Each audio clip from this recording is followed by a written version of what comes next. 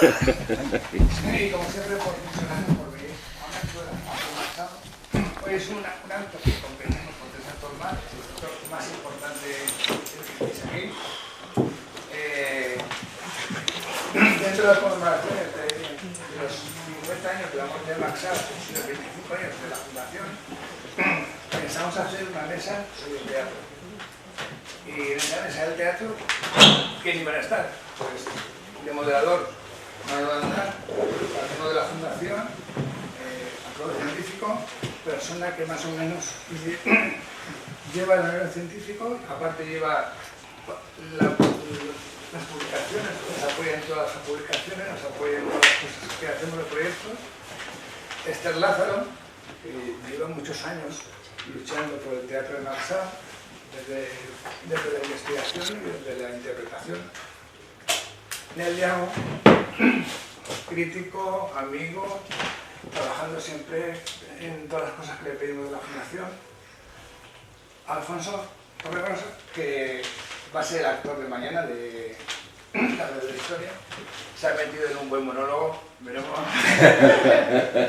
Y luego María de Orduña, la directora de Morir por cerrar los ojos, que han sido las dos obras que hemos traído este año a Segorbe. El intentar realizar una mesa de teatro era de justicia, ¿no? Max Out era hombre de teatro y me decía que si no hubiera existido la guerra civil, a lo mejor solo hubiera hecho teatro. Y como yo de esto lo entiendo mucho, paso la palabra a toda la mesa y comenzamos el acto. Muchas gracias. Bueno, pues buenas tardes y muchas gracias por su asistencia a esta mesa redonda sobre el teatro de Max Out, como ha dicho el director de la Fundación, Paco Tortajada. La estructura del acto me parece que va a ser una intervención inicial de cada uno de las personas que están en la mesa de unos aproximadamente 15 minutos. Yo marcaré un poco el tiempo, pero procurar que no. Aquí como en el fútbol, que el árbitro pase desapercibido lo mejor. Y después presentaremos la edición facsímil del teatro, el proyecto de Teatro Nacional y Escuela de Baile de Max Out.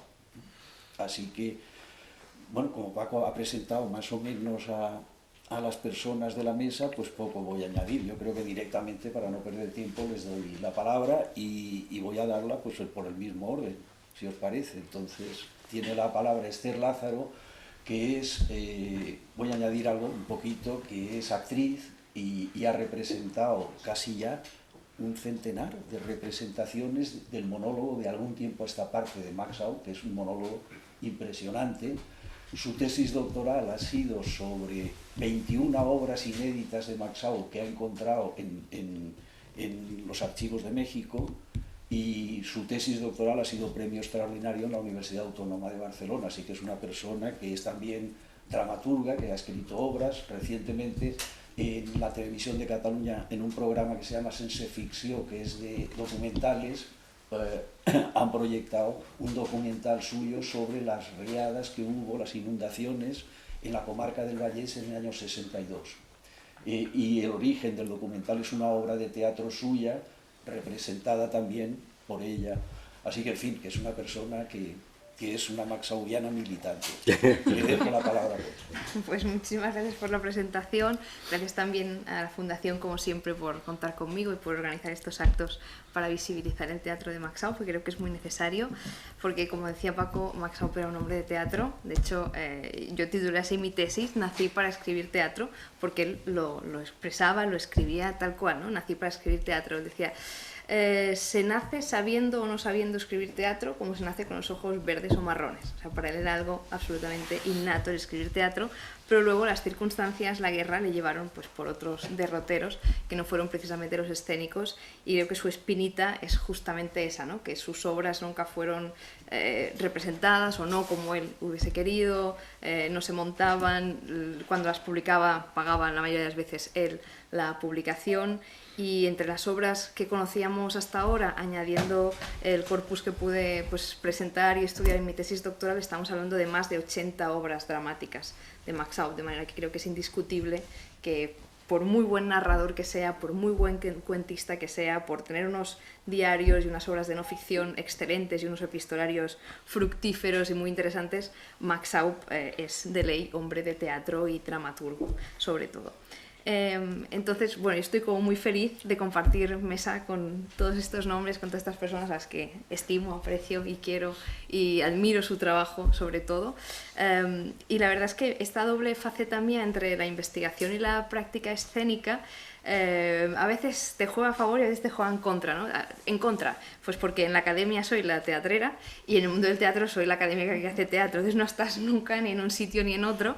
En otras culturas esto se premia y se valora y tal, pero a veces aquí es un poco difícil de encajar, pero exactamente ¿qué eres? ¿Investigadora o eres dramaturga o eres actriz o tienes una productora teatral? Pero ¿tú qué haces? ¿No? Es como algo así, pero a la vez, y yo eso lo digo mucho, además es algo que he podido comprobar con los años y sobre todo en la práctica, tanto en la investigación como en la práctica escénica, si yo no hubiese representado a Max Aub, si no hubiese dicho el teatro de Max Aub hasta la saciedad, no podría estudiar el teatro de Max Aub, la literatura dramática de Max Aub, ¿no? Porque no lees igual el teatro de Max Aub una vez lo has representado y te has enfrentado al reto primero de ponerlo en la escena y decir, vale, ¿qué hago con este texto? ¿Cuál es la dramaturgia que empleo sobre este texto? Cuando hablo de dramaturgia me refiero a qué acciones dramatúrgicas hago sobre el texto para que sea vigente, para que se aguante en un escenario, para, yo qué sé, en el caso de algún tiempo a esta parte, por ejemplo, ¿no? Que es un monólogo que primero fue un cuento y eso a veces se nota mucho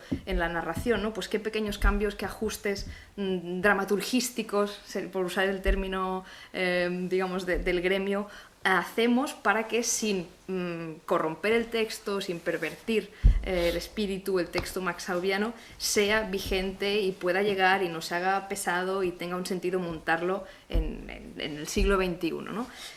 Por un lado eso, y por otro lado también el darme cuenta al pronunciar a Max Aub, ¿no? Y al interiorizar a Max Aub de cómo construye Max Aub los personajes al escribirlos. Entonces, cuando tú has hecho ya ese proceso como actriz de interpretar un personaje maxaubiano y de darte cuenta de todos los matices, de todas las capas, especialmente en los personajes femeninos, que personalmente creo que, y eso se ve cuando lees sus obras, tanto las publicadas como las inéditas, da un peso preponderante a las figuras femeninas. Siempre son personajes mucho más redondos en general que los personajes masculinos, que claro que hay algunos que destacan, pero en general yo creo que las mujeres del teatro de Max Aub son mucho más complejas y muchísimo más interesantes que los hombres del teatro de Max Aub. Entonces el poder encarnar uno de esos personajes y darle voz a ese texto de Max Aub hace que cuando luego leas el teatro de Max Aub, no hace falta que sea esa misma pieza, sino cualquier otra obra, automáticamente haces como una serie de asociaciones que tal vez no harías, o al menos yo no haría, si no lo hubiese montado y si no lo hubiese puesto en escena. De manera que para mí estas dos vertientes, la académica y la escénica, en el fondo se complementan. Yo siempre digo, no podría estudiar a Max Aub si no lo hubiese montado y no podría montar a Max Aub como lo monto si no lo hubiese estudiado antes. Así que para mí es una cosa que se ha retroalimentado siempre, ¿no? El estudiar la obra de Max Aub, investigar sobre la obra teatral de Max Aub y luego llevarla a escena. Y luego la gran fortuna que tuve yo también con de algún tiempo a esta parte, bueno, de hecho monté primero una pieza breve, María, que es un monólogo de 15-20 minutos, una bailarina y así, que lo hicimos allí en la Autónoma en 2012, si no recuerdo mal, para el 40 aniversario, y que fue de hecho el germen que luego me permitió montar de algún tiempo a esta parte, porque la Fundación me invitó aquel año a venir a representar María, y me dije, bueno, pero una cosa de 20 minutos es algo más, ¿no? Para acabar de completar y que sea un acto. Y yo me vine arriba, porque lo pienso ahora con mis 31 años y digo, pero estaba loca con 20, ¿cómo me dio por meterme con de algún tiempo a esta parte? Que si lo conoces es un texto durísimo, de una mujer de ascendencia judía a la que han asesinado a su marido en un campo de concentración, a ella la han expoliado, contexto Viena 1939, es decir, forma parte ya del Tercer Reich, estamos vísperas de la Segunda Guerra Mundial, se están aplicando las leyes raciales nazis, de manera que ella, como antigua, es muy complejo porque ella es cristiana conversa, sus padres eran cristianos conversos, ella es cristiana de segunda generación, en fin, que la mujer tiene un lío impresionante identitario, pero al final la cosa es que es una mujer ante las adversidades, ¿no? Y ante la injusticia de simplemente porque mis abuelos eran de un determinado credo religioso, yo ahora me encuentro que me han expropiado de casa, que me obligan a barrer las calles y que a mi hijo ha muerto y a mi marido lo han asesinado también, ¿no? Y quién soy yo en este mundo y cómo tomo conciencia política a partir de lo que me ha ocurrido. Entonces es un texto estremecedor que yo les recomiendo muchísimo, muchísimo, muchísimo que lean. Ojalá, si tienen la oportunidad de verlo, véanlo, pero si no, que lo lean al menos, que hay varias ediciones, la Fundación tiene una, Renacimiento publicó una también en 2018. Entonces, enfrentarme con ese texto ahora yo no lo haría. O sea, no sería tan temeraria como para hacer eso. Pero con 20 años una se cree que puede con todo. Y yo monté de algún tiempo a esta parte y me quedé tan tranquila, pero lo monté pensando que sería una función de representación única, que la haría aquí en el Teatro Serrano, que quedaría muy bien, estaba muy preocupada por decir todo el texto, decirlo todo muy bien y no saltarme ninguna palabra y respetar todos los giros sintácticos de Maxau. Pues van a ser maxauvianos los que me escuchen, no vaya a ser, vamos a decir bien el texto y si digo bien el texto les va a gustar. Esa era como mi idea. Y realmente en ese día habría jurado que era una función de, pues una montaje de función única, y si alguien me hubiese dicho que 10 años después la habría representado en 10 países, habría hecho giras internacionales, llevaría pues cerca de 100 representaciones, la verdad es que ni lo hubiese pensado. Pero esa fortuna que he tenido de poder llevar el teatro de Maxau pues prácticamente a toda Europa y también México, Colombia y Estados Unidos, en el otro lado del charco, me ha hecho dar cuenta sobre todo, porque yo siempre fomento mucho que haya un intercambio posterior a las representaciones, ¿no? Un coloquio con el público y así, porque me gusta mucho el intercambio de ideas, el saber qué despierta a la gente, también por una cuestión ya de investigación, ¿no? Como cuál es la recepción hoy en día del texto. Hay una mezcla entre la investigadora, la actriz, en fin, todo, pero es muy curioso darte cuenta que es un texto que funciona. Es un texto que a pesar de que pueda parecer o haya gente que lo considere demasiado narrativo, cosa que, bueno, podríamos debatir mucho, es un texto que luego funciona y que a la gente le llega y que la gente de repente hace asociaciones que a mí jamás se me habrían pasado por la cabeza, como por ejemplo, yo recuerdo, esto lo estrené en 2012, desde entonces lo he ido haciendo, en la época fuerte de los desahucios, por ejemplo, pues una mujer después de la función no paraba de llorar porque ella había estado viendo la historia de su hijo y su nuera que les acaban de desahuciar. Porque Emma es una mujer desahuciada, ¿no? Y yo pensaba, ostras, a mí jamás se me habría pasado por la cabeza comparar este texto de Maxau con la realidad de los desahucios de hoy en día, pero esa mujer se ha fijado en eso, le ha tocado y le ha emocionado por eso. Luego te vas a Colombia y te preguntan en un pueblecito en Manizales, que tienen mucha cultura teatral, porque es un pueblo perdido allá arriba en las montañas, y te dicen, bueno, pero esto es una obra colombiana, ¿no? Esto lo ha escrito, ¿quién es el autor? ¿Está vivo? ¿Por qué no ha venido el autor a hablarnos de la obra? Y dices, no, esto se escribió en el año 39 en París por un exiliado republicano que era francés y español y que luego se fue a México. Claro, no entienden nada y luego ya la sorpresa máxima para mí, hay un momento en el monólogo en que Emma explica, se está quejando, ¿no?, de que tiene que estar limpiando la casa donde vivía antes, el bloque de pisos donde vivía, y que no la dejan subir en el ascensor, pues el ascensor son solo para gente pura, no para judíos. Y de repente una mujer entre el público en el colegio se levanta, me da un periódico de fecha del día anterior y ahí hay una noticia de una mujer, de una limpiadora que pone una queja porque no le dejan subir a los 11 pisos del bloque por el ascensor y la obligan a subir por las escaleras. Entonces cuando ves eso en un periódico de 2018, si no recuerdo mal, te das cuenta de hasta qué punto el texto de Au puede ser universal, puede ser atemporal y puede tocar a todo el mundo en cualquier geografía y en cualquier momento porque alguien siempre va a encontrar una reminiscencia. Y eso es lo que da valor, yo creo, a muchas de las obras del teatro de Maxau. Ya no pensemos en San Juan, que desgraciadamente ojalá algún día deje de estar vigente, igual que de algún tiempo a esta parte, ¿no? Pero este teatro político de Au, que yo creo que en el fondo todo su teatro se puede entender como teatro político, según como salvo algunas excepciones, ¿no? Pero en general todo podemos entenderlo como teatro político, porque al fin y al cabo que no es político en la vida, ¿no? Claro, darte cuenta de hasta qué punto ese teatro funciona y llega y sigue hablando hoy, es lo que a mí me ha hecho ver también en la práctica la dimensión universal que tiene Maxau. Entonces todavía entiendo menos por qué Maxau no está más presente en las carteleras, en los cánones, en las historias del teatro, etc. Y ya no me voy a extender más. Muy bien, te has ajustado muy bien al tiempo, muchas gracias. Y ahora le doy la palabra a Nel Diago, que es profesor, profesor de la Universidad de Valencia, es crítico teatral, pues yo no sé, 40 años debe de llevar en la cartelera Turia, es un especialista en teatro español, pero también en teatro hispanoamericano, que no es tan frecuente en España. Así que desde la crítica, entonces, tiene la palabra del Diego. Vale, gracias. Bueno, voy a repetir algunas de las cosas que ha dicho Esther, inevitablemente. Lo primero es, no sé, lástima que no esté aquí la presidenta de la Fundación, porque quería comentar que justamente en cierta ocasión en México, estando con su padre, Federico Álvarez le preguntó, ¿para ti cuál es la mejor obra de Maxau?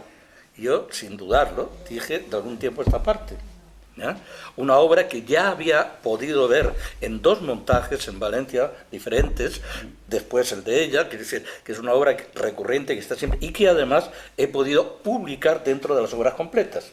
Es decir, los 3 monólogos, etc. Entonces, para mí es una de las obras claves de su teatro. La otra, y aquí también tenemos una persona muy relacionada con ella, es San Juan, que también lo has mencionado, que es una obra más... Y da la casualidad en que en ambas obras los personajes son judíos. Y eso de repente me vino y me llamó la atención. Digo, ¿por qué ese interés, no? Es decir, porque al fin y al cabo Max pues era como el personaje de la obra, ¿no? Es decir, católico, bueno. Y hay una cosa que él dijo una vez, que siempre se me ha quedado grabada. Las 2 ciudades teatrales, las 2 ciudades más teatrales de América son Nueva York en inglés y Buenos Aires en español. Y tenía toda la razón del mundo. Lo eran y lo siguen siendo en gran medida. Y luego me puse a pensar, fíjate qué casualidad, ¿dónde se concentra la mayor parte de judíos en América? En Nueva York y en Buenos Aires. No sé, pero no quiero meter aquí cuestiones raciales, pero hay como una sintonía entre ser judío y dedicarte a amar a hacer teatro. No es vuestro caso, posiblemente, pero bueno. Independientemente de eso, aquí quiero leerles algunas frases que tengo tomadas de un artículo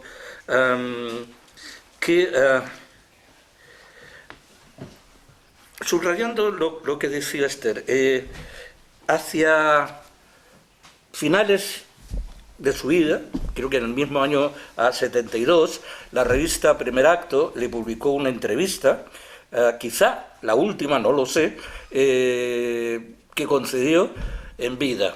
Y en ella decía lo siguiente: yo no comencé escribiendo versos, sino escribiendo teatro.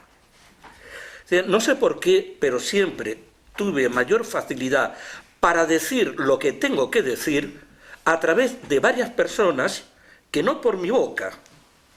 O mi ecuanimidad ante la vida me hizo pensar que el teatro era la mejor manera en la que podía exponer mis ideas.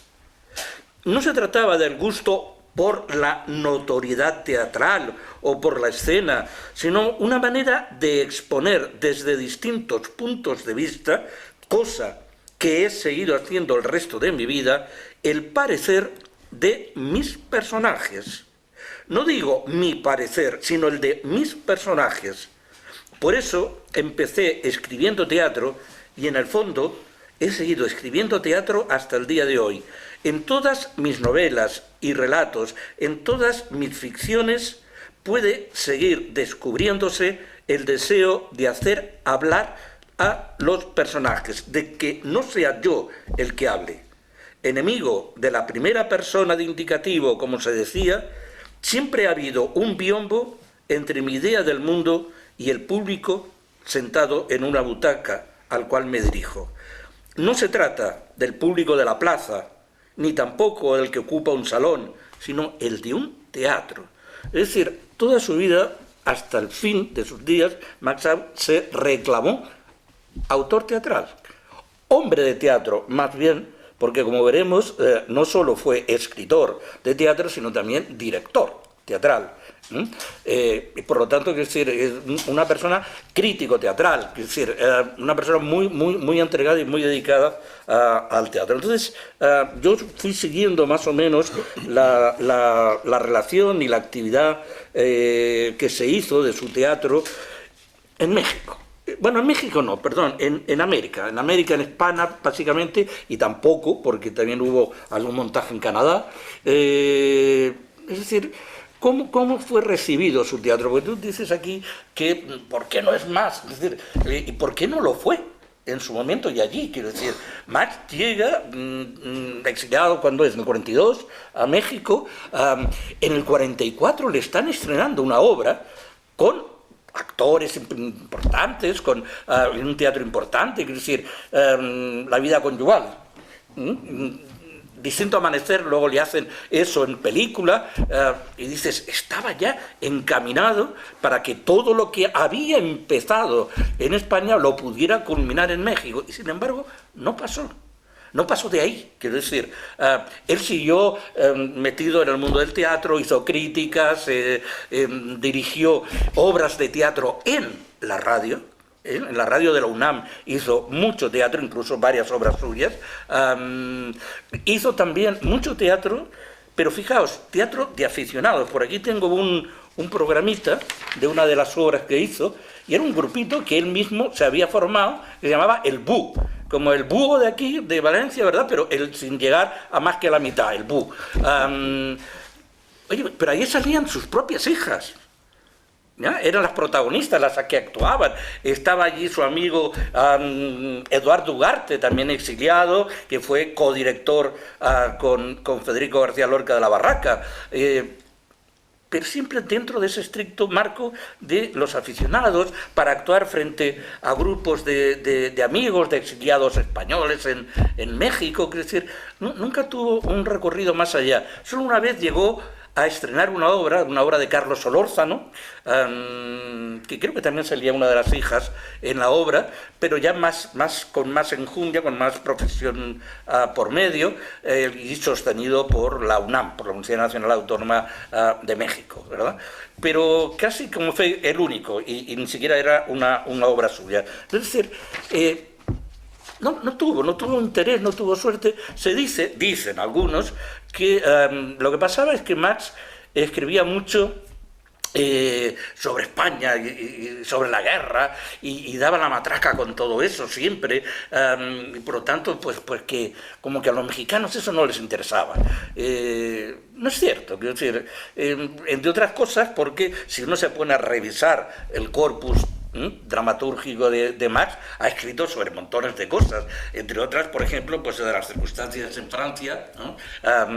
Con respecto a la guerra mundial, o de los judíos en el barco en el San Juan, o por ejemplo, una de las obras que tuve también ocasión de publicar, que es De cabo a cabo, una obra que permanecía inédita, pero que él tenía intención de publicar y la había dado ya para traducir al alemán, para ser publicada antes en Alemania que en España, pues hablaba de Benbella y hablaba de los comunistas argelinos y marroquíes y de lo que ocurría en París en ese momento. Quiero decir, y si hablamos del retrato del general visto de medio de la vuelta hacia la izquierda, nos está hablando de la guerra del Vietnam, con todo lo que aquello suponía. Es decir, y en ese momento, o el cerco, ¿verdad?, sobre la muerte de Che Guevara. Con lo cual, no era verdad que se dedicara a escribir solo de España y de la guerra, y en modo alguno, nunca lo fue, y fue, eso sí, como una especie de bulo, de fantasía, de bola, que fue creciendo entre ciertos sectores del teatro mexicano, que les permitía deshacerse y no preocuparse del tema, ¿verdad? Pero hay otro aspecto interesante también, y es que lo que he leído antes, esa repulsa a la notoriedad, ese desinterés que siempre manifestó de estar haciendo pasillos, visitando camerinos, yendo a los cafés en donde se junta la gente de teatro, para ver si de esa manera algo se conseguía. A él eso le repelía, no le preocupaba, no le interesaba, nunca tuvo afán de notoriedad, brillar en los escenarios y los aplausos y todas estas cosas. No, él quería y necesitaba escribir lo que veía, lo que sentía, lo que le preocupaba como persona moralmente, y por lo tanto no se preocupaba de este otro aspecto. Fijaos cómo en una obra que no acaba, que se llama así, Comedia que no acaba, que cuando hicimos el primer congreso sobre Maxau en la Universidad de Valencia, yo desde la dirección del teatro de la universidad conseguí que algunos directores hicieran algunos trabajos sobre obras de Maxau. Y una de ellas fue Comedia que no acaba. Se montó Comedia que no acaba, además redundando, porque si en el caso de la Comedia que no acaba era un muchacho hitleriano y una muchacha que dice que después que es judía, como probablemente no la verdad, pues con un caso también de un gitano, de una muchacha burguesita, bueno, como acabando y redondeando la obra. ¿Qué es lo que dice al final de la obra de Comedia que no acaba? ¿Y por qué explica que no acaba? Dice, el autor lo deja así. Al fin y al cabo, no le ha de importar a nadie. Además, entra en juego cierta desesperanza. ¿Para qué seguir y buscar soluciones, preocuparse para acabar un acto más de los muchos que ha escrito en los últimos años? Para dar sensación de lo que quería, basta con lo escrito. Y como no hay teatros, y si los hay, ni las empresas ni los cómicos se interesan por lo que uno hace, ya está bien. ¿Para qué voy a acabar la obra, no? O sea, bien, ya está, con el esbozo, con el... pasan de mí. Y lo volvía a manifestar. Tiempo después, este señor lo recogió en los diarios, cuando los editó en México. No, primero en México, ¿no? Vale. Entonces, es decir, en una de las notas de sus diarios decía, ¿estrenar para qué? Anoche, una obra de Luisa Josefina Hernández, que tiene 22 o 23 años. Está bien. Pero yo, chismes, molestias, dimes y diretes, roer los zancajos de cualquier esfuerzo que se dijo, que se dejó de decir, ¿para qué? Ahí están las comedias. Se estrena para ganar dinero, como decía Peugeot, ¿no? Aquí no, mejor dicho, sí, pero no se gana, al contrario. Entonces, cada día más lejos del teatro, de ese teatro. Es decir, tenía muy claro... La mujer pegua le decía, o sea, oye, la gente escribe teatro para ganar dinero, para vivir y tal y igual. Es más, entre esas obras inéditas que tú encontraste ahí en México y también las visité, muchas se ve que son obras pensadas en ese sentido, pero jamás las quiso ni publicar, ni estrenar, ni nada por el estilo, y ahí quedaron almacenadas porque... casi como que la mujer o las hijas, vete a saber, le impelían, ¿no? Para que hiciera algo de oye, ya basta, te gastas un dineral publicándote las obras y nadie te las estrena. O sea, no, yo para estar en ese mundillo y tener que pasar por todo eso, prefiero no estrenar. ¿Eh? Luisa Josefina tiene 22 años y es la chica protegida e impulsada por los grandes del teatro mexicano. Pues, bueno, pues que triunfe, pero yo no tengo por qué claudicar, no tengo por qué meter... Ojo, esos prejuicios los tenía con el teatro, no con el cine. En el cine sí que estaba dispuesto y sí que lo hacía, meterse a hacer con Celestino Gorostiza guiones de películas que dicen, ¿no? ¿Cómo se llamaban aquella que cantaba Luis Arte? Ni dramas mexicanos de Buñuel. Pues los dramas mexicanos de Buñuel, estos eran peores todavía, los que hacían estos dos. Ahí no le importaba, pero en el teatro sí. En el teatro era como algo muy sentido, muy personal y que no podía permitirse que se le engañara. Entonces, lo curioso de todo caso es que aquí en España tampoco había hecho nada. Quiero decir, antes del exilio había escrito mucho, había publicado bastante, había publicado narrativa, había publicado textos estupendos como Yo Vivo, o como Geografía, o como... Pero de teatro tampoco había logrado gran cosa. Había hecho algunas obritas de teatro de urgencias, en el 36, para primero las elecciones del Frente Popular, después ya para la guerra, había dirigido el Búho y habían montado algunas cosas, pero nada más. Es decir, cuando él se marcha de aquí sin tener una verdadera experiencia. Sí, le habían montado, creo que El desconfiado prodigioso, puede ser, en Vinalova y la Geltrú y en catalán, es decir, y eso todo. Con lo cual... quedó como un autor de teatro de vanguardia. de obra, sí, conocía el teatro europeo, había viajado por Alemania, había viajado por Rusia, por la Unión Soviética, y tenía todo un conocimiento fabuloso de lo que era, que este señor publicó todas esas cosas, todos esos escritos, lo publicamos en la Universidad de Valencia, incluido lo que va a exponer después, ¿verdad?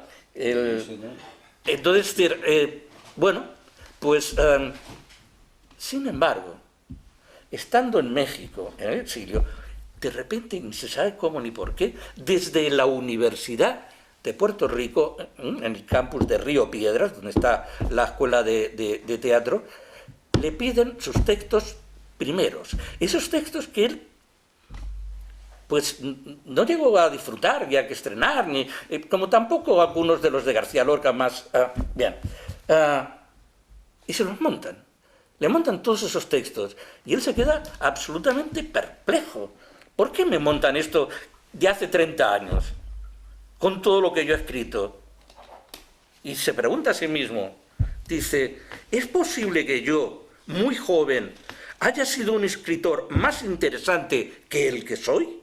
¿Que lo que escribí hace 30 años sea mejor que lo que ahora sale de mis manos? El tiempo no añade ni cuenta, no sirve lo vivido, no cuenta lo aprendido. Pues bueno, sí cuenta, y posiblemente sí fueran mejores las obras que escribió después. Pero también cuando, por ejemplo, la única obra que consigue estrenar y que él había concebido como obra para estrenar, que fue Deseada, tampoco se la montaron en México inicialmente, se la montaron en Argentina, y tampoco dentro del teatro, digamos, más comercial, sino dentro del teatro independiente, aunque luego la repusieran en una segunda temporada. Pero el director de aquella función le comentaba y le decía a Maxau que estaba dolido con todo esto, y que además sufrió para cobrar los derechos de autor de esas obras. Yo no sé si se hizo mexicano va a poder cobrar, porque claro, es decir, como español exiliado no tenía posibilidades de cobrar por ningún lado. Pero el hombre le decía, Maxau, usted sea consciente, sobreviva, y piense que también a Bertolt Brecht le costó infinidad poder ser reconocido mundialmente. Yo me leo aquello y me digo, tate, otro tipo de origen alemán, otro judío, otro teatrero que se las pasó putas y que tuvo que andar de exilio en exilio y escapando de los nazis, y este tipo desde Argentina me lo compara a Maxau con Bertolt Brecht. Y entonces es cuando me viene a mí la gran pregunta. ¿Qué habría pasado? 2 minutos. Sí, no, se acabó con la pregunta. ¿Qué habría pasado si este señor, nacido francés en París, padre alemán, criado en Valencia, veraneante en estas zonas de aquí, y que acaba siendo mexicano, por lo menos con pasaporte mexicano, un buen día hubiera decidido no utilizar el castellano, no declararse español, no decir que uno es de donde ha estudiado el bachillerato y por lo tanto es valenciano, sino haber hecho y haber continuado en francés o en alemán, que hubiera podido perfectamente. ¿Cuál sería la posición de Maxau hoy en el mundo, en el ámbito cultural, en lo que llamamos las esferas, ambientes teatrales? Yo creo que muy distinta a la que lamentablemente tiene. Ya, gracias. Muy bien, muchas gracias. Bueno, pues ahora va a intervenir Alfonso Torrebrosa, al que tenemos la oportunidad de ver mañana en el Teatro Serrano en escena, interpretando la versión escénica de la historia. De Ignacio Jurado Martínez. Eso es. Es decir, un camarero, un mesero mexicano. Mañana lo veremos de mesero mexicano y hoy lo vemos como Alfonso Torrebrosa y nos va a hablar entonces de su vinculación con el teatro de Maxau. Bueno, yo después de escuchar gratísimamente a los 2 anteriores intervinientes, mira, mi experiencia como no estudioso de Maxau, sino sencillamente como disfrutador neto de Maxau, de su novela, de su teatro, su vida, de su manera de ser, de su manera de entender la vida, de cómo él... mi primera relación viene a partir del 2015, cuando Ernesto Caballero, director del Centro Dramático Nacional, me llama y me dice que está pensando en hacer un laboratorio con el laberinto mágico de Max Aub, y para ver qué elementos, qué caldo de cultivo teatral puede haber en el laberinto mágico. He de confesar que yo, de provincias, es decir, Max Aub, laberinto mágico, ni idea. Ni idea. Pero claro, tienes que decir, vale, perfecto, sí, claro, vale, muy bien. Salir del despacho e irme, lógicamente, a la casa del libro. Lógicamente. Y decir, buenas, ¿qué tiene usted de Max Aub? Y dice, Aub, sí, con H o sin H. Creo que sin H. Bueno, tengo la biografía de Buñuel y El campo cerrado. Y no había más. No había más. Entonces yo pienso, bueno, claro, tiene poca producción. Si no tiene más, pues es que es lógico que no lo conozca. Obviamente no pude hacer frente a la biografía, pero sí al campo cerrado. Entonces, y empezar a leer Campo Cerrado y ya dije, ¿esto qué es? Porque el diccionario al lado, ¿entiendes? ¿Qué palabras se está empleando? O sea, decir, ¿y esto qué es? Y esto... claro, esto es cuando encalar la pared. Vale, perfecto. En toda la primera, en Vivar de Aguas. Pero cuando sigues adelante con la novela, yo me quedé fascinado. Fascinado. Me atrapó ahí y dije, ¿esto cómo es posible? Eso fue el comienzo del laberinto, y el final del laberinto fue, como hablábamos antes, de la universalidad, ¿no? de la obra. Al final se logró hacer un espectáculo, que es una lástima que no esté aquí José Ramón Fernández, porque fue el adaptador, pero un hueso lo ha hecho imposible. Y entonces, de 600 páginas que tenía José Ramón para hacer 10 horas de espectáculo, al final, pues por cuestiones X, se quedó en 2 horas. El espectáculo se terminó en Moscú, en el Teatro del Arte. Y cosas de los viajes y tal, todo el material teatral no cruzó la frontera. Es decir, escenografía, vestuario, atrezo, todo se quedó en la frontera. Pero nosotros ya estábamos allí. Y entonces, pues en los almacenes del Teatro del Arte, pues obviamente las de vestuario bajaron, porque tienen ahí cientos y cientos de trajes, y lo que hacía falta lo fueron cogiendo. Terminamos la función y el director del teatro dijo, no os preocupéis, se ha entendido todo. Y dijimos, ¿y a qué viene eso? Porque no había funcionado los subtítulos, la pantalla donde se iba subtitulando la obra. Y entonces, estos últimos días, pensando un poco, dije, y gustó muchísimo. Y digo, ¿pero cómo es posible? Claro, estaban viendo la guerra suya, con su vestuario, con su... Lo que nos dijo el hombre fue que la guerra tiene digamos, un vocabulario común, único. O sea, es decir, las guerras son iguales en todas partes, y por lo tanto aquí también hemos entendido lo que quería decir Max Aub.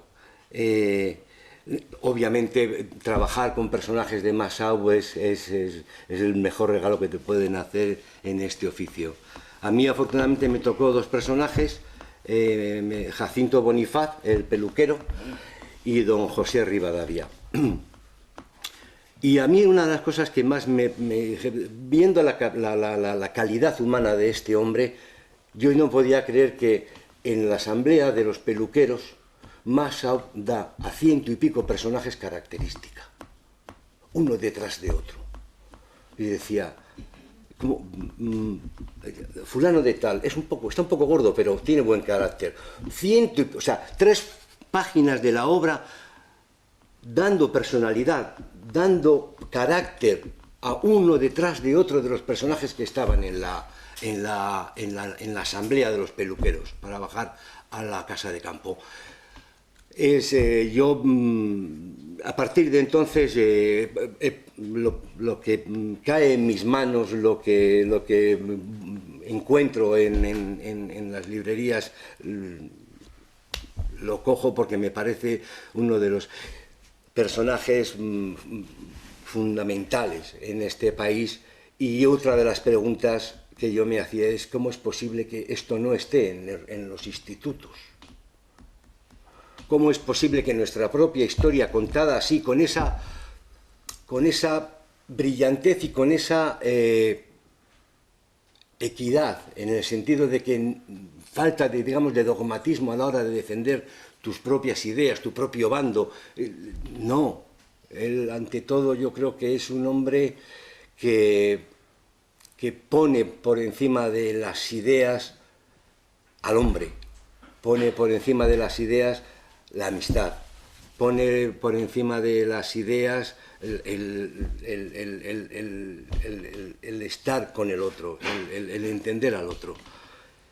Y una segunda, que ya es lo que mañana veremos, a partir en el momento de la pandemia, bueno, pues ya se sabe que el diablo cuando se aburre mata moscas con el rabo, y tenía dos libros en la mesa con la intención, que nunca lo he hecho, de afrontar yo solo, con la dirección y con José Ramón, un monólogo. Yo llevo 40 años en el oficio y nunca he hecho un monólogo. Y entonces, pues bueno, este es el primero que hago en estos 40 años. Y tenía dos libros, tenía la verdadera historia de la muerte de Francisco Franco y el manuscrito Cuervo.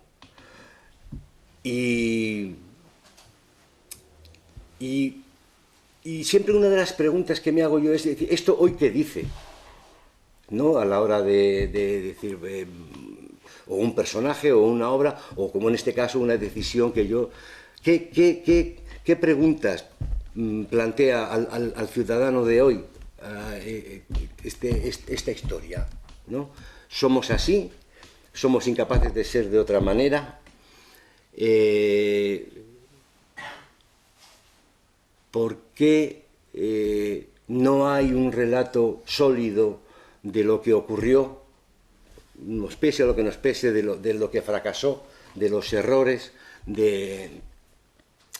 y me parece que yo creo que esa incapacidad de construir algo entre todos, con las diferencias de todos, creo que hoy este texto creo que hoy es más útil que nunca. Quiero decir, yo siempre he tenido mucha envidia cuando de repente ves un reportaje de las elecciones americanas y de repente están sentados un demócrata y un republicano y dice uno, no, yo voy a votar a Trump.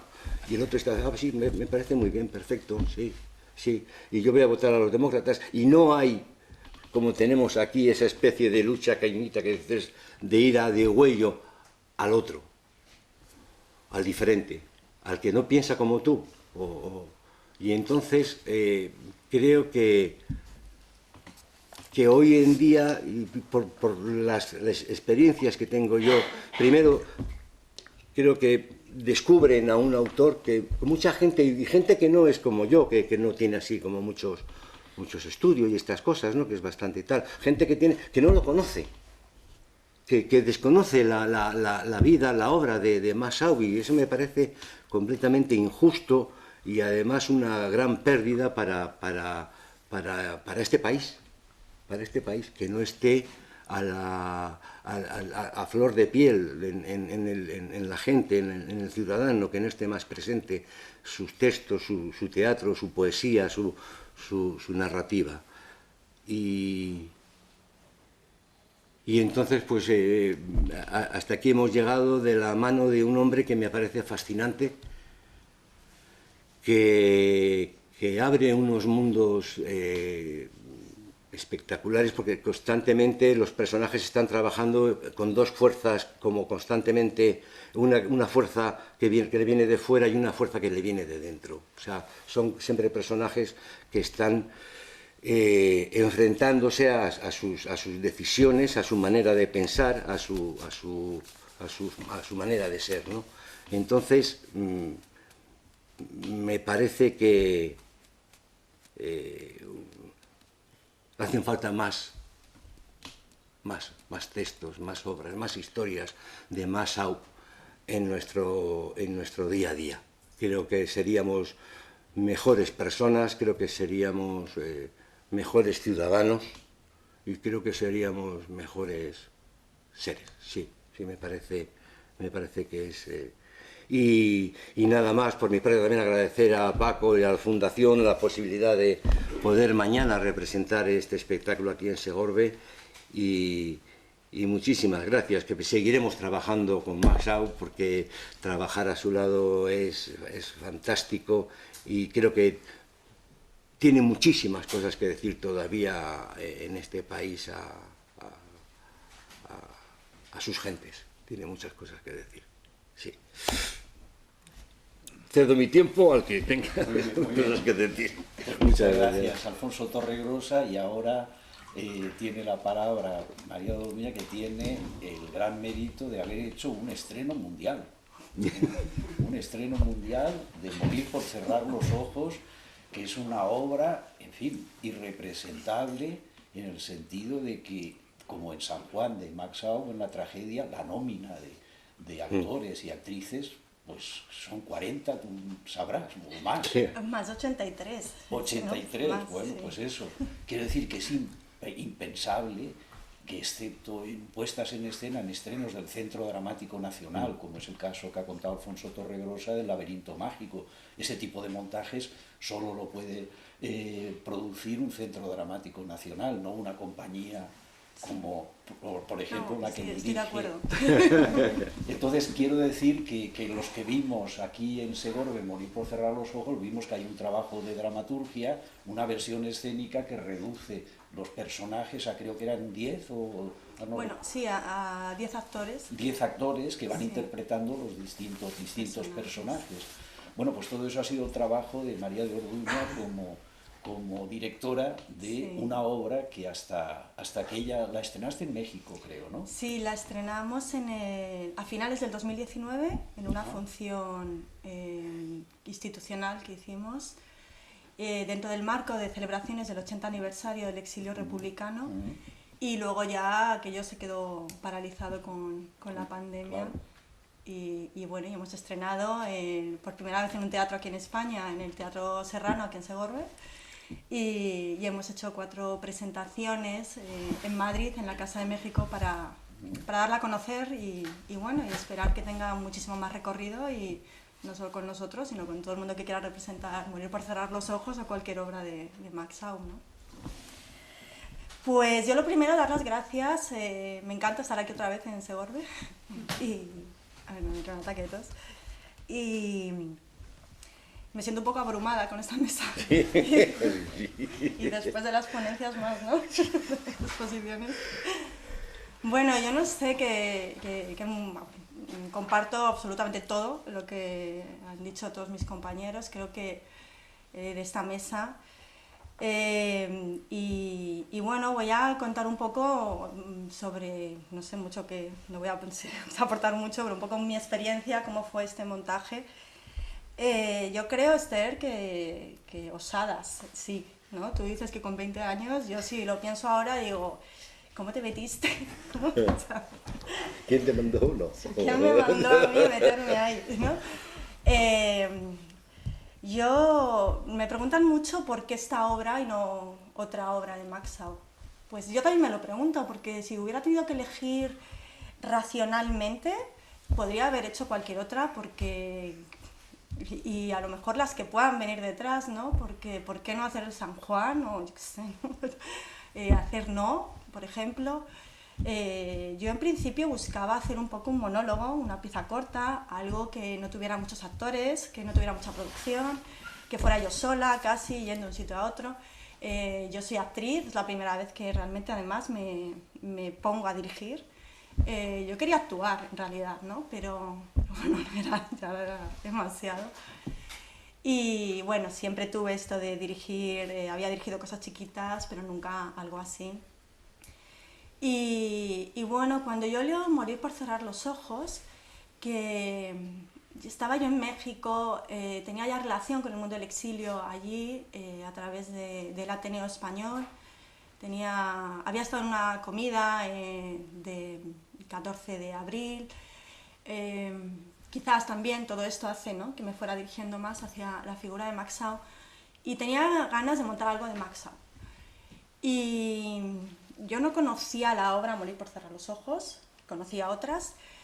Y de repente yo creo que al final, de alguna manera, todo se va colocando y cuando leo el texto supe que esa era la obra. O sea, dije, ya, es esta, ¿no? Pero claro, me aparecían dudas. Estar eligiendo, claro, porque yo de repente la cabeza no pensaba, porque claro, yo veía todos esos personajes y veía el texto. Y al final yo creo que el trabajo del director y del actor, y cuando estás ahí, tiene que ver mucho con la intuición. Y lo mío fue una intuición. Yo dije, la voy a hacer. No sé cómo, qué va a pasar, qué va a salir. Pero ya la imaginaba, la leía, había algo que vibraba. Tenía que ver mucho también probablemente con la situación de estar en México. Me resonó mucho el tema de los refugiados. En aquel momento estaban todos estos temas de frontera también con Estados Unidos allí. El tema de añorar Europa, tantos temas también en la obra que yo veía tan actuales, pero como un latido, ¿no? Como algo que estaba ahí candente y que en cualquier momento parecía que podía estallar en cualquier momento una guerra o pasar algo, ¿no? Y bueno, pues hablé con unos compañeros, actores allí, todos. Hablé, la primera persona o segunda que llamé fue Ernesto, el presidente del Ateneo, le comenté un poco el proyecto. Por supuesto, el Ateneo dijo, es un proyecto que está relacionado con la recuperación de la memoria, ¿no?, del exilio republicano aquí, por supuesto vamos a apoyarte. Yo siempre digo que sin el apoyo de la Fundación y el apoyo del Ateneo yo no hubiera podido sacar este proyecto nunca, o sea, hubiera sido imposible. Es una obra que necesita, tal y como está, yo creo, por lo que decíais, ¿no?, la figura de Maxau, que yo creo que hay que recuperarla y llevarla mucho más a los escenarios, al público en general, porque es verdad que en España no le conoce tanta gente, más bien poca. Y en México algo más, porque es cierto que en las universidades de teatro allí y eso sí se le representa y bueno, y público general tampoco tanto, ¿no? Pero bueno, quizás una más también por la cátedra Maxau de la UNAM, ¿no? Y me pierdo, me desvarío aquí. Entonces, bueno, hacía falta apoyo institucional, sí o sí. Tuvimos la suerte de poder conseguir una ayuda del gobierno español con ocasión de este 80 aniversario. Y nada, y a partir de ahí arrancamos ensayos en México.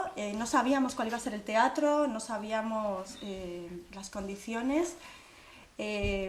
Yo incorporé al proyecto a otros actores también igual de locos quizá y con muchas ganas de hacer teatro y de hacer a Maxau. Y nada, entonces eso fue también una premisa importante a la hora de elegir la escenografía y cómo íbamos a hacer el proyecto. Como éramos tantos personajes, teníamos claro que no podía haber muchos actores. Podíamos hacer la obra con 6 actores, de hecho, tal y como teníamos montado más o menos, o sea, la dramaturgia escénica. Pero decidimos subir a 9, aquí en España a 10, en México lo hicimos con 9, porque creíamos que también el público le iba a costar menos, entender este juego de cambios de personajes. Y dijimos, pues, actores todo el tiempo en escena, que salten de un personaje a otro, incluso que se vea cómo de repente paso de ser, no sé, Julio y soy ahora un gendarme, por ejemplo. Y, por supuesto, un espacio vacío. Ya decía Peter Brook, ¿no?, un hombre ahí en un escenario, ya esté. Y decidimos espacio vacío porque queríamos poder levantar la obra en cualquier lugar, cualquier espacio que fuera convencionales, no convencionales. Y, por supuesto, a la hora de enfrentar el texto, romper todas las convenciones, que creemos que el público lo entiende perfectamente, no hace falta ponerle un escenario detrás lleno de flores para que entienda, ¿no?, los cambios. Y bueno, optamos por las sillas, que para mí es uno de los elementos ahí que más cariño tengo en cuanto al montaje, porque la silla es un elemento muy actoral, y nos permitían hacer esta cosa de la primera parte más como una silla, pero luego las sillas convertirlas a través de la imaginación en todo, en barracas, campos de concentración o una casa campesina, ¿no? Y bueno, entonces la elección de las sillas, el tema del vestuario también, no irnos a hacer época 100%, porque la obra es una obra que es actual, vigente, universal, en aquel momento, ahora, en el futuro, por desgracia, y seguramente, y queríamos que también estuviera este sabor de más, como decías, ¿no?, de sentir que puedes estar en Rusia y es lo mismo. Y bueno, así fue, ¿no? Pues seguir la iluminación, pero yo creo que el texto te va dando cómo va a ser el montaje, porque la iluminación finalmente fue una iluminación cinematográfica dentro de un teatro, y con luces indirectas, oscuros buscados a veces, que tenían que ver más con, y creo que tiene que ver también, fíjate, ¿no?, con que estuviera en él ya esto del cine también, y fue... pues también seguramente estas decisiones de dirección, pero que tienen que ver con lo que uno va sintiendo a medida en los procesos de ensayos, que también fueron duros, porque la obra, claro, hace que los actores pasen muchos procesos, ¿no?, de entendimiento, no entendimiento, y de la guerra, que es un texto que ya en el texto está la guerra y eso se siente todo el rato. Lo más difícil fue cortar personajes, dificilísimo, porque además a uno le cuesta, y no tanto cortar los personajes, sino ver también cómo íbamos a hacer esas transiciones para que no decayera en los cambios de cuadros y la obra, ¿no? Yo creo que Maxau, en mi experiencia es más a través de esta obra, ¿no?, y ha sido lo que más a través de cómo he podido profundizar más. A mí me parece que tiene un texto que tiene una poética, una musicalidad, un ritmo, algo que donde cuesta mucho también quitar una palabra, una frase, ¿no? Por eso digo que el tema de cortar era complicado a veces, y decidir qué es poder quitar o no,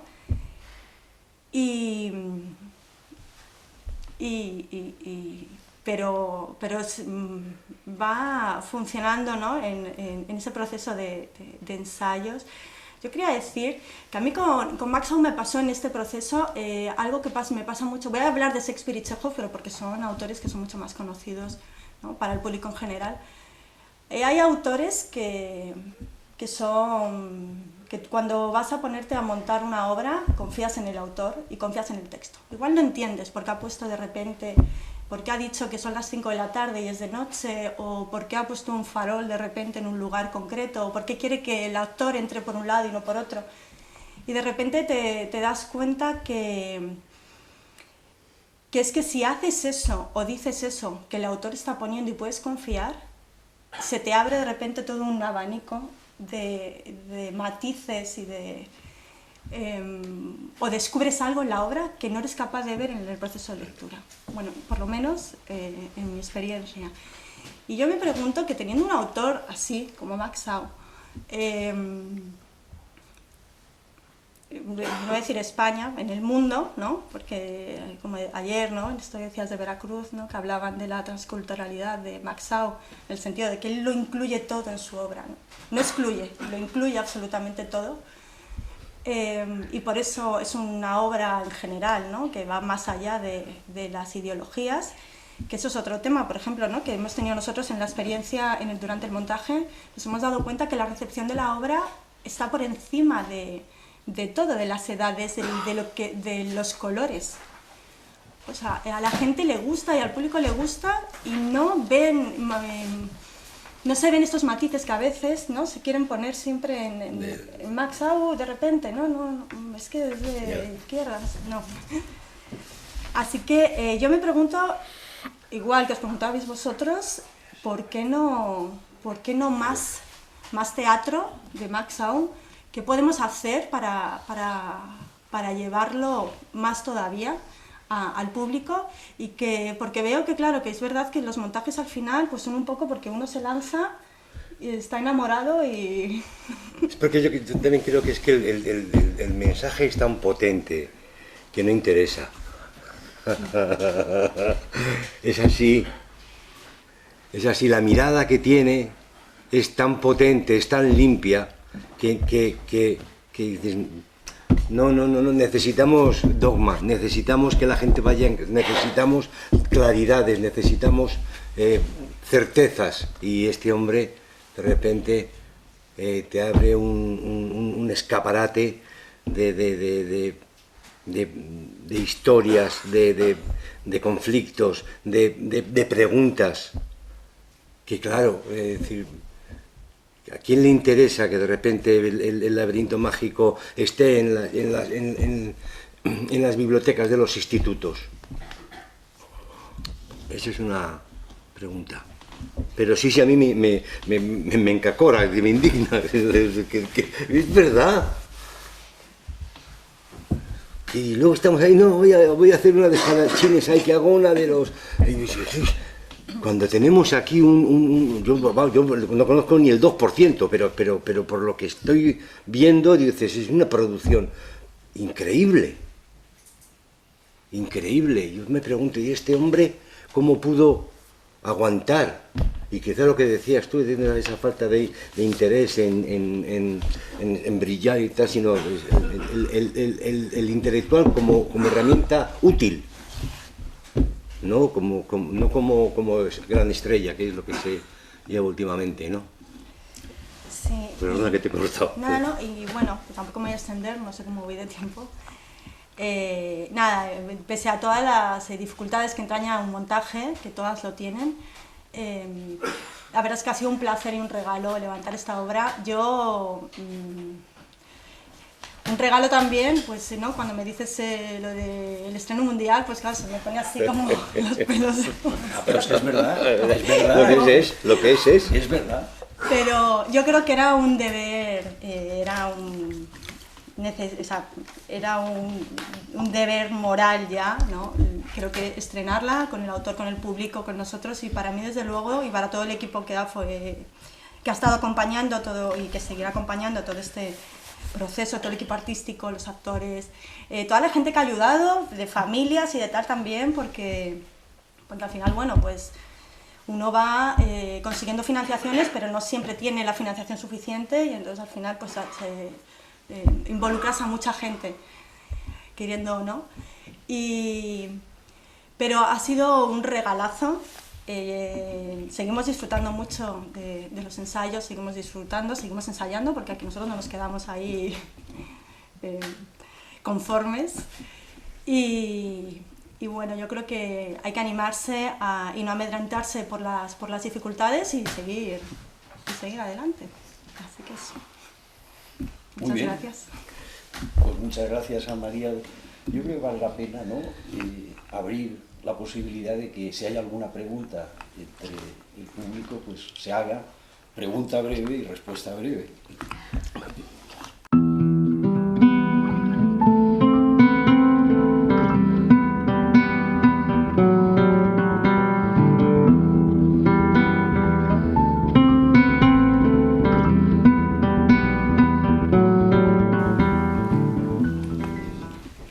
No hay nadie que haga alguna pregunta. Pues entonces, ahora que la mesa me modere a mí, pues le voy a hacer la presentación de la edición facsímil del proyecto de estructura para un teatro nacional y Escuela Nacional de Baile, dirigido a su excelencia el presidente de la República, don Manuel Azaña y Díaz, escritor, por Max Out, tipografía moderna, impreso en Valencia, 1936.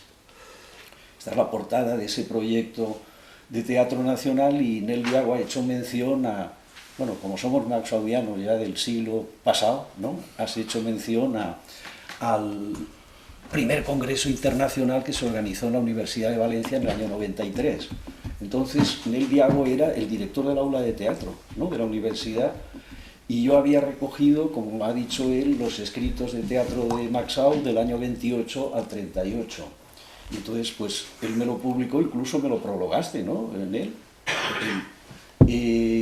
Bueno, Max Out y la vanguardia teatral, escritos 28-38, y lo comento porque dentro de esa edición yo incluí el proyecto de teatro de Max Out, pero porque lo tomé de una revista que se llamaba Teatro en España, que era una revista del Ministerio o algo así, que lo había reproducido, mal reproducido, vamos, yo nunca había visto la primera edición y me la enseñó, creo, María José Calpe en la Fundación, o Paco, ¿no? Me lo enseñasteis porque no era este tamaño, en fin, no lo había visto nunca. Y me pareció muy buena idea la iniciativa de la Fundación de decir, vamos a hacer una edición facsimilar de este proyecto que es muy desconocido.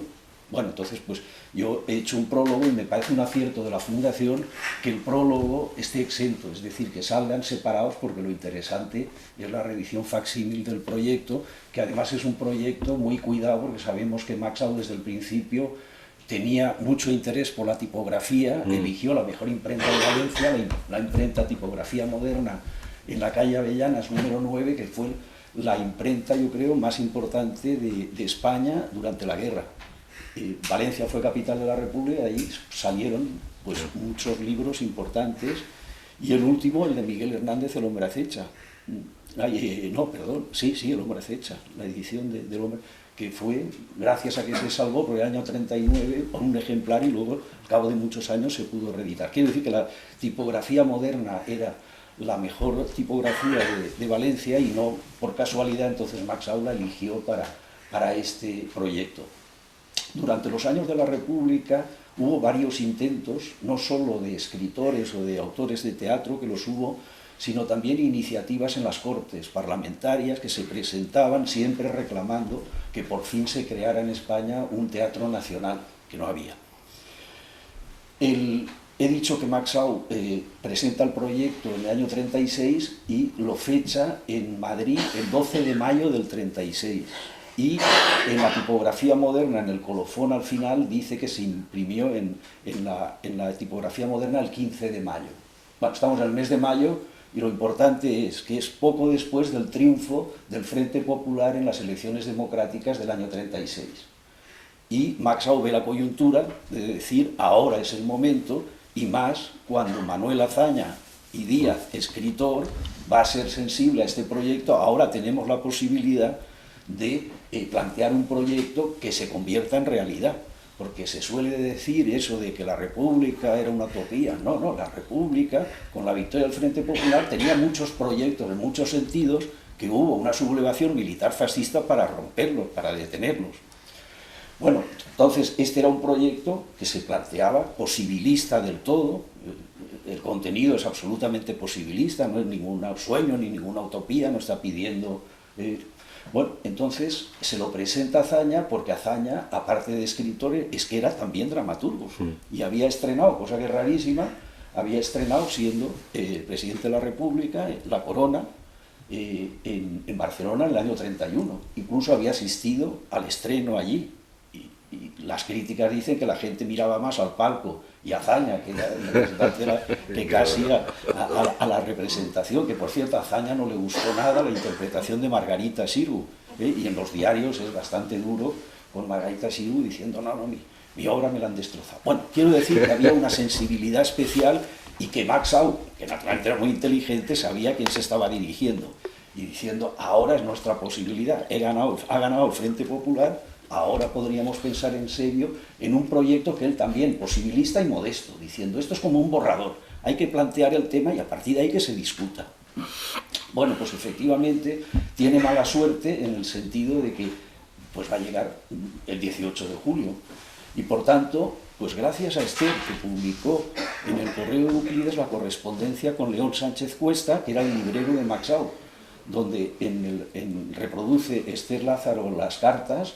Maxau está viajando por toda España y continuamente le escribe a Sánchez Cuesta encargándole libros, y vemos que está muy al tanto de las novedades francesas, incluso alemanas, españolas. Entonces le dice: acabo de publicar en Valencia un proyecto, la tirada es corta, te voy a mandar casi 100, me parece, le manda casi 100 para decir: quiero que se difunda, quiero que se conozca. Todo queda en un intento. Hay una carta que en el confinamiento creo que algunos hemos aprovechado parte del tiempo para mover papeles, y yo encontré una carta inédita de Maxau a Adolfo Salazar del 30 de mayo del 36. Y Adolfo Salazar, el musicólogo, acababa de ser nombrado por el gobierno del Frente Popular delegado en el Teatro María Guerrero, que es ahora la sede del Centro Dramático Nacional. Y parece que ya había un cierto consenso en que el Teatro María Guerrero iba a ser la sede del Centro Dramático Nacional. Por tanto, Maxau inmediatamente dirige el tiro ¿a dónde? A Adolfo Salazar, y le está diciendo: te voy a mandar el proyecto que acabo de publicar, porque está pensando, este es realmente la persona que tiene la responsabilidad política y la posibilidad de llevar esto adelante. Pero al mismo tiempo está contactando con Cipriano de Rivas Cherif, que es el director de la compañía de Margarita Sirgu y que es cuñado de Azaña. Está casado con su hermana, con Lola. Por tanto, se está moviendo en el mes de mayo y tal, contactando con personas que harían posible que este proyecto se convirtiera en realidad, o al menos se iniciara en serio, con un debate, convocando a las personas, en fin, más responsables. Bueno, encontré también otro texto que he publicado inédito, un fragmento del diario. Los diarios de Maxau a partir del 39 se conservan, pero hay muy poco anterior al 39. Pero encontré una papeleta donde fechaba 1 de mayo del 38 Barcelona, y él era, Maxau entonces, secretario del Consejo Nacional del Teatro, así que tenía un cargo importante, y se entrevista con Azaña, y en la papeleta, digamos, consta un poco su resumen de los temas que ha hablado con Azaña, pero la impresión que le da Azaña es que es un presidente derrotado y derrotista. Dice la mirada perdida, amargura, en fin. Naturalmente, entre esos temas no habla del proyecto de teatro, no estaba el horno para bollos, naturalmente. Bueno, y ahora viene el epílogo. Y el epílogo es muy amargo, porque para mí uno de los textos más amargos de Maxau es el discurso apócrifo de ingreso en la academia. Que esto lo escribe, parece en México en el 71, pero lo publica en España en el 72 en la revista Triunfo, 3 meses antes de morir. Él regresa, está en la primavera del 72 en España, es su segundo y último viaje. El primero ha sido en el verano del 69, y de ahí sale La gallina ciega, diario español. Y luego regresa en la primavera del 72, pues 3 meses antes de morir, ¿no? Y entonces publica este discurso apócrifo, que se basa en que no ha habido guerra civil y que él ingresa en la academia sucediendo a Valle Inclán, nada menos. Por lo que estamos hablando de que se siente un hombre de teatro. Para mí, que yo soy valleinclaniano, militante también, es el gran dramaturgo español del siglo XX, después García Lorca, sin duda, pero bueno, Valle Inclán, ¿no? Bueno, es decir, que él ingresa en la academia ocupando, y en Maxau no hay nada inocente, el sillón de Valle Inclán. Pero lo más importante y lo que tiene relación con el tema, ¿cuál es su gran mérito para ingresar en la academia? En la academia, no he dicho Real Academia, es que lo de real no existe. El discurso es apócrifo, es irreal, pero es que no hay monarquía. El presidente de la República es Fernando de los Ríos, y ahí delante lo escucha Federico García Lorca. Pues estamos en el 12 de diciembre del año 56, la fecha que se inventa Maxau para ingresar en la Academia Española de la Lengua, que no es real, en todos los sentidos. Bueno, pues entonces él, su gran mérito es haber sido director del Teatro Nacional desde el año 40 hasta el momento que ingresa.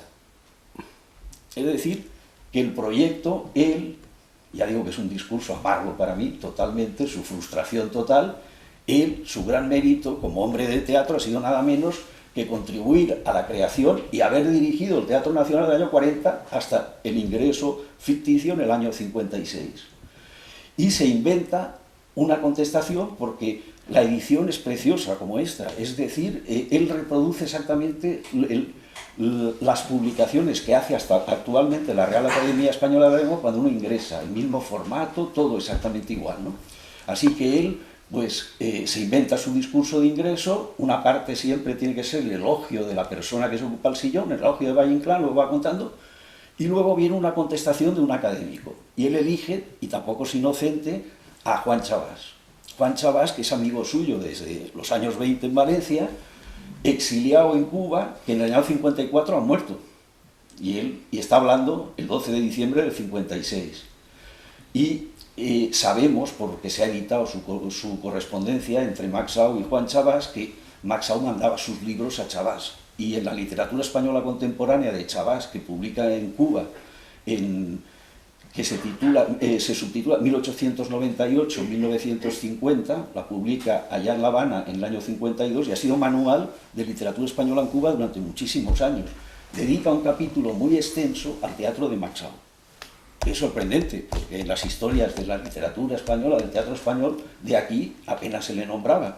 Y allá es una persona como Juan Chabás que ha leído de primera mano los libros de teatro que le ha ido mandando. Bueno, pues entonces se inventa Maxau en boca de un muerto como Juan Chabás todos los méritos suyos, es decir, nos cuenta la historia del Teatro Nacional. Y allí se ha representado de todo. Se hablaba de Bertolt Brecht. Bertolt Brecht se ha estrenado sin ningún problema en España, y los grandes autores de la vanguardia mundial, Beckett, Ionesco, bueno, va citando lo mejor del teatro mundial y lo mejor del teatro español. Naturalmente no hay prohibiciones ni en Valle Inclán ni en García Lorca. Él ha dirigido y ha repartido a otros directores estrenos que han sido, no me digáis que no es un libro amargo, ¿no? Este discurso apócrifo, lo que pudo ser y no dejaron que fuera.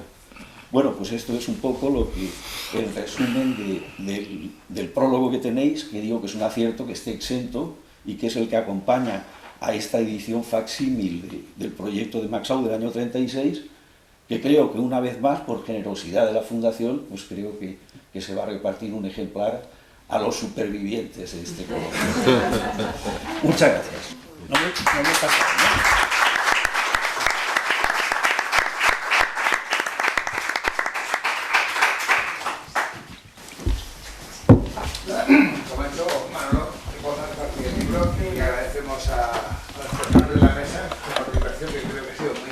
Y desde luego, por lo menos hemos aprovechado la presencia. Muchas gracias.